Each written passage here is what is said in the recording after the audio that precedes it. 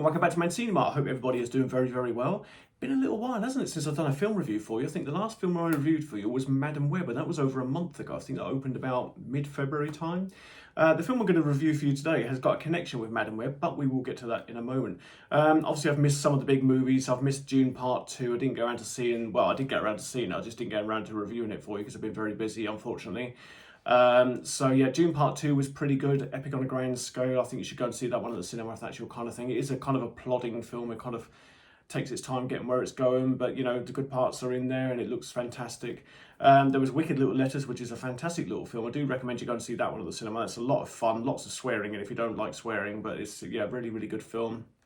There was Imaginary, which opened last week, which wasn't a very good little horror movie. Another one from Blumhouse, looked good on the surface. When you go and see it, it kind of plods along when it's a bit weak. Yeah, there's been, you know, a number of others that have been released. Unfortunately, I've not been around to be able to, review them for you. But I'm back for this week because I've had a preview of a movie called Immaculate. Now, Immaculate stars Sydney Sweeney. She's playing Cecilia, or if you listen to the nuns in the film, they call her Cecilia, which is a bit stupid. Sounds a bit like a chinchilla, doesn't it? And yeah, so she plays Cecilia, and she's this young girl from America. And when she was younger, she had an accident where she kind of slipped under a frozen lake and was kind of banging against the frozen lake to try to get out. And she actually died or drowned for 7 minutes, and she was brought back to life. And then she thought that God must have saved her for a purpose. So she believes that purpose is to go off and become the best nun that she can be. And she goes off to Italy to do this, to go to, this convent. And it's when she's at this convent, she discovers that things are not exactly as they seem. As the movie opens, we see a scene where there's a young girl, and very similar to Cecilia, a young nun. She's trying to escape the convent in the middle of the night. She kind of steals a set of keys and runs across the yard, and you see these kind of 4 faceless nuns coming towards her. And she tries to unlock the gate, gets captured. And well, actually, she gets out the other side of the gate, and there's quite a nasty scene where they break the young girl's leg, within the confines of the gate. And the next thing you see is she's buried alive underground with a little lighter, and all you hear is her screams as the titles begin to come up, and then we go and find Cecilia. Like I say, she's a young girl from America. She's obviously had this past life trauma. She wants to go and become a nun to kind of even her life out. She believes that that is her purpose in life. And it's when she gets to the convent, she meets a load of other nuns. There's a couple of young ones. There's a nice girl that she befriends, an Italian girl, and there's another one called Isabel who's very nasty to her, who's been appointed to kind of show Cecilia around the nunnery, if you like, or around the convent. And there's this real kind of good mood about the movie. It kind of reminded me of something like Rosemary's Baby. You've got this young girl, and everybody's a little bit quirky and off in the nunnery or in the convent, if you like. So it kind of gave me that mood as I was watching the film. The rest of the plot of the film basically is that while Cecilia's there, is that she discovers that she's pregnant, which is where the Immaculate piece of the title comes from. And she gets grilled by the priest and by the father superior and the mother superior, and they all want to know how she became pregnant. Did she have sex before she came to the convent? No. Did she have sex, while she was in the convent with somebody? Did somebody get sneaked in? No. And she answers all these questions quite innocently, and she believes that, that's the case, that's how it happened. So, yep, for all intents and purposes, there's going to be this immaculate conception in the same way that Jesus Christ was born, of course. And that is basically the plot of the movie, in that they try to get Cecilia to kind of raise this child who's going to become the next Jesus, who may solve all the world's problems, or so they believe. However, there's something sinister going on at work within the convent. Nasty things are going on. Cecilia begins to unravel exactly what is going on. I'm not going to give too much more of the plot away for you, because I think you should go and see this one. I think it's a really good little horror film. Sydney Sweeney is actually a producer on the movie. Yeah, I thought it had a great mood about it. It reminded me very much of Rosemary's Baby. When Rosemary's kind of in that apartment block and everybody's nice to her, but they're just a little bit off, aren't they? They're a little bit strange. They behave a little bit weird. So it felt very much like that to me. I thought the characterizations in the film were fantastic. I thought everybody gave a great performance, especially Sydney Sweeney as Cecilia, or Cecilia, whichever way the nuns want to pronounce it. Yeah, she gave a very good performance, very powerful performance in places, especially when we get towards the end scene. Again, I'm not going to reveal that to you. The film is very bloody and very violent in places. Deaths take place. There's a lot of blood in some of the scenes. There's a lot of nasty moments. There's a couple of very good, well-orchestrated jump scares as well. I know jump scares aren't everybody's kind of piece of cake, but the ones that happen in this movie are very well done, and they sustain, kind of speak at the moment. Sustain the suspense. That's a bit of a mouthful to say, isn't it? They sustain the suspense over the moments leading up to those jump scares, and then of course the jump scare pays off very well. It's a little bit reminding me a little bit of the way John Carpenter does his, where you're just kind of focusing on a frame for a long time, and you know, they let it breathe for a little while, and all of a sudden, boom, something happens. But those two jump scares, you'll know them when you see them, were very well orchestrated.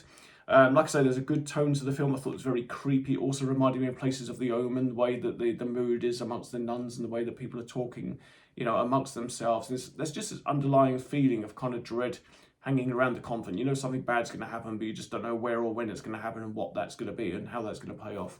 You also get right behind Sydney Sweeney as Cecilia, and you get to support her, you get to follow her as your lead character, and that's very, very well done. You know, she's a very well presented character, very well acted character, as is everybody else who's in the film. There's a couple of really good key kind of nuns and a couple of good priests that you really kind of feed off of and you buy into. So I thought everything was very, very, very, very well done about this movie.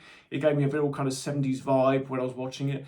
The ending itself, like I said, I'm not going to spoil it for you. I thought the ending was possibly a little bit weak, probably could have been a little bit stronger, a little bit predictable, and I don't know, maybe it came off a little bit cheesy when it actually happens, but up until then I thought the film was very good. One thing that a couple of people said to me when they watched the screening last night is that it did plod, and it does plod along. It doesn't go at a quick pace. It's not a quick pace movie at all. It lets everything breathe, gets to you to know the characters, get to know the setting, get to know what's going on. So there is that kind of breathability about it. But there were moments where it did feel like it was kind of overstretching it a little bit, but hopefully not too long, and then it moves on to the next scene. But yeah, I thought it was a very good film. It's a different film. Different from what we used to, rather than slashers and things like that. It's different from the A24. It wasn't trying to be one of these elevated horror kind of movies where it's been, where those A24 films are over superior of themselves. This one was just kind of being its own thing. But yeah, I liked it a lot. I thought it was a really good film, and I will, watch that movie when it comes out. Either on Sky, or maybe I'll buy it when it comes out on disc. It depends how I feel about it in a couple of months' time. But yeah, that was Immaculate. So Immaculate opens at the cinema this Friday. And go and see it. I think it's going to open nationwide. I don't think it's going to be one of these little films that's going to be on for 1 week like Lisa Frankenstein was, and then you never get to see it, or you have difficulty finding a cinema in seeing it. But yeah, it should be opening nationwide. It's certainly on at the Odeon Cinemas if you want to go and see it at the Odeon Cinemas. So there you go. That's the review of Immaculate. What would I give that movie out of 10? Well, like I said, I really enjoyed it, so I'd probably give it a 7 or even an 8 out of 10. So yeah, I do recommend you go and see it at the cinema if you want a nice, moody, different kind of horror movie. That is Immaculate. Coming up on Friday, releasing on Friday, same day as Immaculate actually, is the Ghostbusters Frozen Empire, which is I think it's the 4th Ghostbusters movie, if you're not counting the one where they did kind of a female change in it.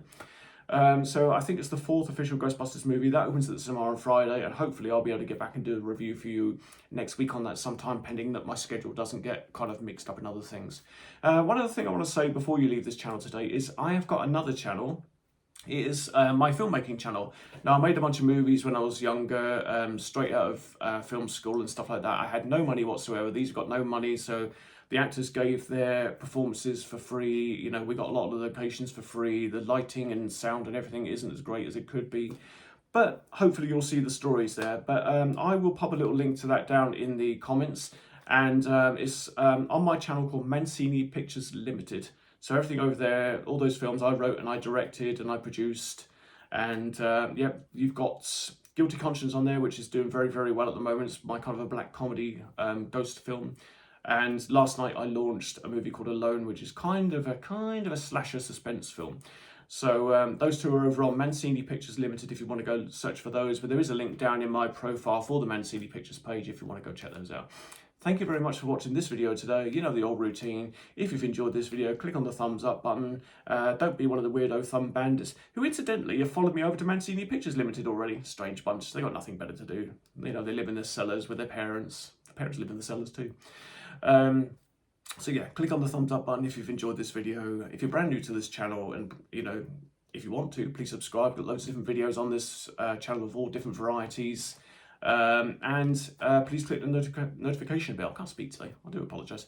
Notification bell, and that will let you know when there's been a brand new video released. Do all of those things over on Mancini Pictures Ltd as well, and you'll know when I've done a brand new project. There are brand new film projects coming out that I'm working on, and I'd love you to kind of follow me as I go into a brand new project. So yeah, thank you very much for joining me today, and I will see you all very soon.